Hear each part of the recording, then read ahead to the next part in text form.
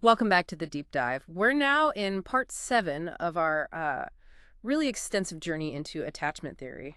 We've we've built quite a foundation, haven't we? We certainly have. We started right at the beginning with John Bowlby, looking at attachment as this core evolutionary drive Huh. and, how it shapes those internal working models, those sort of mental blueprints for relationships. Exactly, those IWMs. And then we moved on to Mary Ainsworth, her strange situation, revealing those distinct infant patterns: secure, avoidant, resistant, and later disorganized. Yeah, and highlighting just how crucial parental sensitivity is and that it's always a dyadic thing, the sort of dance between infant and caregiver. Right. And we've seen how these early models aren't just kid stuff. They really do influence adult relationships, adult well-being, and now we often look at them dimensionally, like how much discomfort with closeness or maybe preoccupation with relationships. hmm Not just fixed boxes. We also touched on intergenerational transmission, how patterns can echo down families. Though the evidence there is, well, nuanced. It's real, but maybe more modest than first thought with that whole transmission gap idea. And the balance shifting between genes and environment over time. Plus, our recent discussions on stability confirming attachment isn't rigidly fixed. There are pathways for change. Right. Significant life events, relationship shifts. And how early security links to better social skills in kids, fewer externalizing problems, while acknowledging we need good measurement. So we've covered a huge amount from infancy through childhood development, which brings us squarely to today. Yes. Today's big question: how do these adult attachment patterns, the ones shaped by everything we've discussed, how do they specifically connect with mental health outcomes in adulthood? This is where we really connect the dots, hmm looking at the impact on adult life. And to do that, we're leaning heavily on some major research, specifically a large-scale meta-analysis called The Relationship Between Adult Attachment and Mental Health. A meta-analysis, so that means it combines the results of many, many individual studies to get a really robust picture, right? Exactly. Hundreds of studies synthesized. It gives us a very reliable overview of the connections. Okay, so what's the headline finding? What's the big picture from this massive review? The headline is pretty clear and consistent. Attachment insecurity is strongly associated with negative mental health indicators. And on the flip side, it's negatively correlated with positive mental health indicators, So insecurity goes up, negative outcomes go up, positive outcomes go down. pretty much. Specifically, higher levels of both attachment anxiety that worry about rejection, need for closeness, and attachment avoidance that discomfort with intimacy, striving for independence, predict higher levels of various mental health problems. And when we talk about these correlations, these horror values mentioned in the study, maybe we should just briefly explain that for listeners. Good idea. Yeah, the R value just shows the strength and direction of a relationship. A positive R means as one thing increases, the other tends to increase too. Negative R means as one goes up, the other goes down. And the number itself, like zero point 0.2 or zero point 0.3, might be moderate, while zero point 0.4 or zero point 0.5 suggests a stronger link. Generally, yes. Around point 0.1 is small, point 0.3 is moderate, and point 0.5 or higher is considered large or strong in psychological research. Context matters, but Yeah. that gives a general idea. Okay, great. So this meta-analysis found these links. Let's dig into the specifics. What about depression? Depression shows significant correlations with both dimensions. For attachment anxiety, the correlation R was 0.38. 0.38. That's a moderate to strong link. It is, yeah. And for attachment avoidance, it was R equals 0.28. Still significant. 0.28, though maybe a bit less strong than for anxiety. Correct. So both anxious preoccupation and avoidant withdrawal are linked to increased depressive symptoms, just perhaps through slightly different pathways. Makes sense. Yeah. The anxious person maybe gets worn down by worry. The avoidant person lacks connection and support. That's a very plausible interpretation, yeah. Similar patterns emerged for generalized anxiety disorder, GAD. Okay, how did that look? Attachment anxiety had an even stronger link here, R equal 0.39. 0.39. So really closely tied to that general feeling of worry and unease. Exactly. It fits, doesn't it? That hypervigilance and worry in anxious attachment translating to generalized anxiety. For avoidance, the link was R equaled 0.24. 0.24. Still there, statistically significant, but again, less pronounced than anxiety. Right. The anxious dimension seems particularly tuned in to that frequency of general worry. What about loneliness? That seems like a natural fit for attachment issues. Absolutely. And the correlations here were quite high. Attachment anxiety showed a really strong link. R equals 0.46. Wow, 0.46. That's pushing towards a strong correlation. It really is. It highlights something quite poignant, how that intense desire for closeness and fear of abandonment and anxiety can paradoxically lead to profound feelings of being alone. Yeah, that is ironic, isn't it? And for avoidance. Also significant, R equals 0.29, which also makes sense if you're pushing people away or keeping emotional distance. Loneliness is a likely outcome, even if it feels self-protective at the time. Right. So both styles connect to loneliness, but anxiety seems particularly potent there. Now, you mentioned pathways. Mhm. How does this relate to managing emotions? Emotion regulation difficulty or ERD? Ah, yes, ERD. This is a really interesting one and crucial. Both anxiety and avoidance were significantly correlated with having more difficulty regulating emotions. Okay, that makes sense. Insecure patterns likely make managing feelings harder. Definitely. But here's the key finding. The mean effect of attachment anxiety on ERD was substantially larger than that of attachment avoidance. Substantially larger. How much larger are we talking? The correlation for anxiety was RE equals 0.51. For avoidance, it was RE 0.39. 0.51 versus 0.39. That's a really big difference. 0.51 is a strong correlation. It is. It strongly suggests that while both insecure styles struggle with emotion regulation, individuals high in attachment anxiety experience significantly more difficulty managing, processing, and calming their emotions compared to those high in avoidance. That's a critical insight. The anxious pattern seems deeply intertwined with emotional overwhelm. What about just general negative affect, feeling bad, sad, angry, fearful? Similar pattern again. Attachment anxiety showed a clear link, R equals 0.34. Moderate link. Yes. And avoidance also showed a link, R equals 0.21, so a bit smaller, but still significant. Okay. Consistent theme. Anxiety often showing a stronger link to these negative feeling states. It seems so. And finally, under the negative outcomes, the meta-analysis looked at borderline personality disorder, BPD. This is obviously a complex diagnosis involving intense emotions, unstable relationships, fear of abandonment. Right. How did attachment insecurity relate here? Very strongly, particularly with attachment anxiety. The correlation was R equals 0.52. 0.52. That's the highest one we've mentioned so far, isn't it? It is one of the strongest correlations found in the entire meta-analysis across all the negative outcomes. It really underscores a profound connection between high attachment anxiety and the core features of BPD. And avoidance. There was a link, R equal 0.23, but it was much weaker compared to anxiety. Wow. So that anxious dimension, that fear of abandonment and intense need for connection, seems incredibly relevant to understanding BPD features. The data certainly points that way very strongly. Okay, so we've painted a pretty clear picture. Insecurity, both anxiety and avoidance, is linked to a whole host of negative mental health outcomes, often quite strongly, especially for anxiety in many cases. Yes, the links are undeniable based on this large body of evidence. So what about the flip side, positive mental health? Things like life satisfaction, self-esteem, positive affect. How does insecurity relate there? As you'd expect, the relationship is consistently negative. Higher insecurity means lower positive mental health indicators, generally speaking. Okay, so let's take life satisfaction first.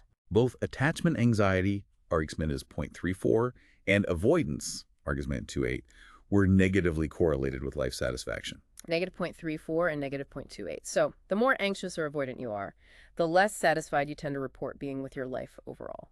Exactly. It suggests these insecure patterns put a kind of damper on overall contentment and fulfillment. And self-esteem, feeling good about yourself. Similar story.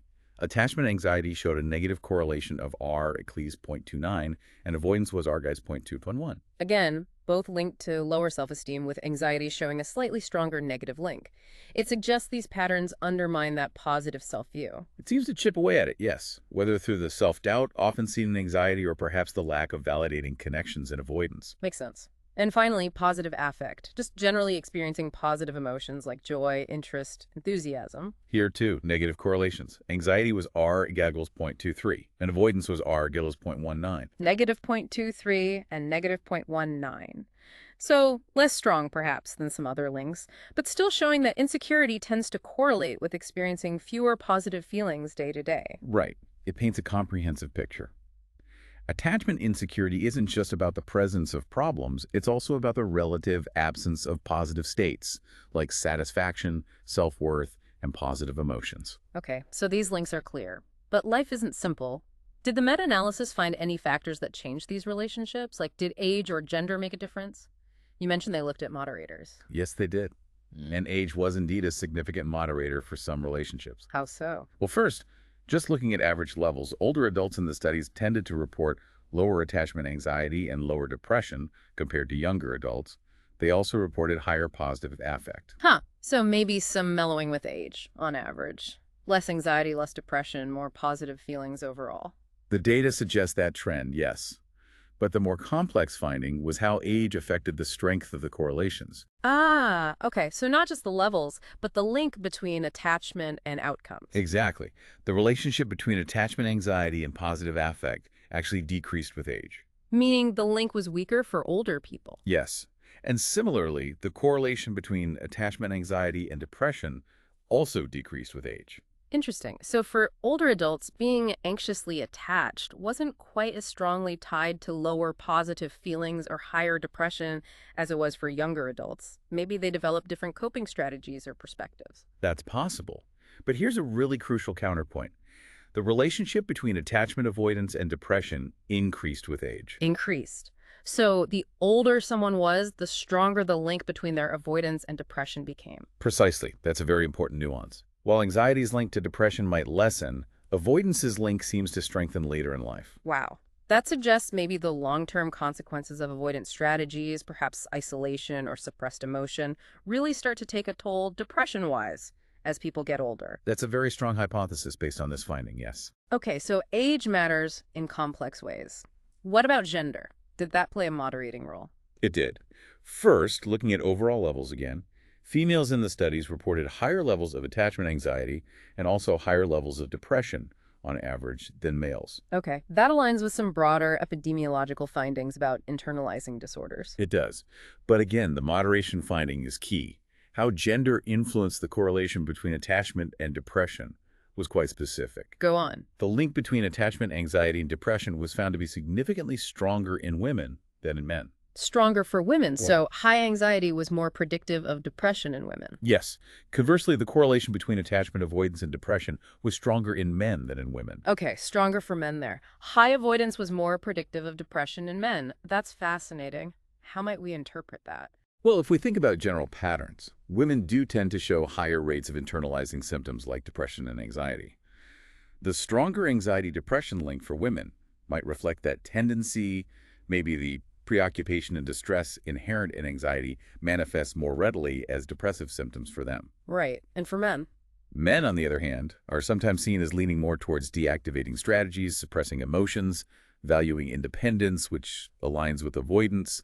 So, for men using these strategies, the avoidance pattern might be more tightly linked to underlying depression, perhaps an internalized, less expressed form, especially as we saw it strengthens with age, too.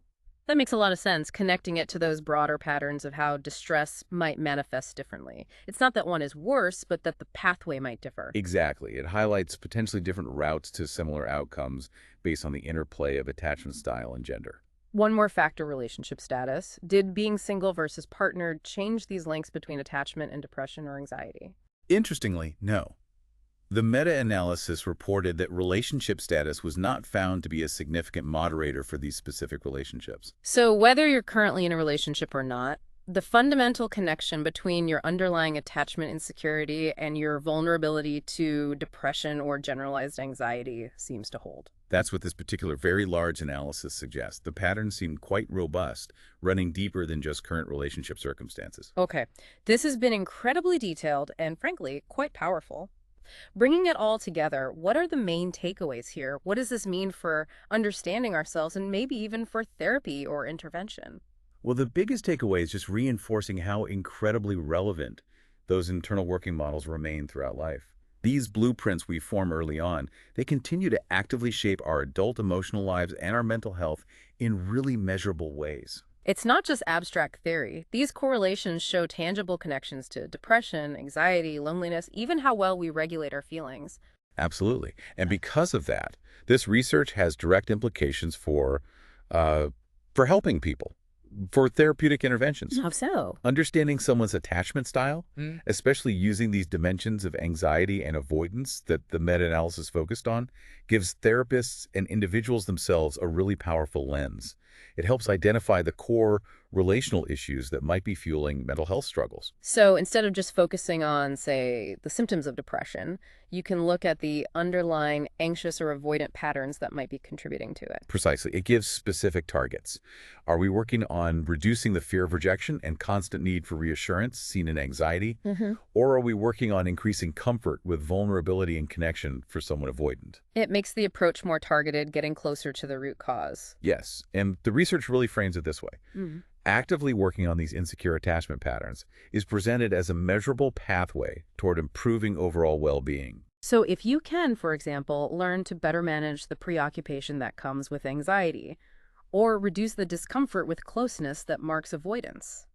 The evidence suggests that this can lead to tangible improvements in mental health, reducing vulnerability to depression, anxiety, loneliness, and boosting things like life satisfaction and self-esteem. It offers a concrete, evidence-based direction for personal growth and building resilience. That feels like a really hopeful and empowering message coming out of all this data. I think so too. It shows that while these patterns have deep roots, they aren't necessarily destiny. There are pathways for change and improvement. Well, this has been an absolutely fascinating deep dive, really synthesizing so much evidence on the profound connection between our adult attachment styles and our mental health. Seeing the data from a huge meta-analysis like this really drives the point home. It really does bring things full circle, doesn't it? We started this whole series looking at Bowlbian babies, that fundamental need for connection. Yeah, that evolutionary drive. And now, here in Part 7, we see clear statistical evidence of how those early relational patterns continue to echo through our adult psychological lives, impacting our well-being in such significant ways. It's quite a journey we've traced. And it leaves us, and you the listener, with maybe a final thought to mull over. Considering these direct, measurable links we've discussed between attachment insecurity and challenges like depression, anxiety, loneliness, difficulty managing emotions, how might actively exploring and understanding your own relational patterns, those personal blueprints you carry, offer a tangible path toward enhancing your own mental well-being and building greater resilience? That's a powerful question for reflection, really thinking about how your patterns play out and what that might mean for you. Definitely something to consider, and our exploration is far from over. Please join us next time for Part 8. We are embarking on a whole new major section of this deep dive focused on the dynamic maturational model of attachment, the DMM. That's right. A different but related perspective. So Part 8 will be 8. Podcast DMM Part 1, Introduction to the Dynamic Maturational Model, DMM. It's going to be the start of another fascinating chapter. We'll see you then.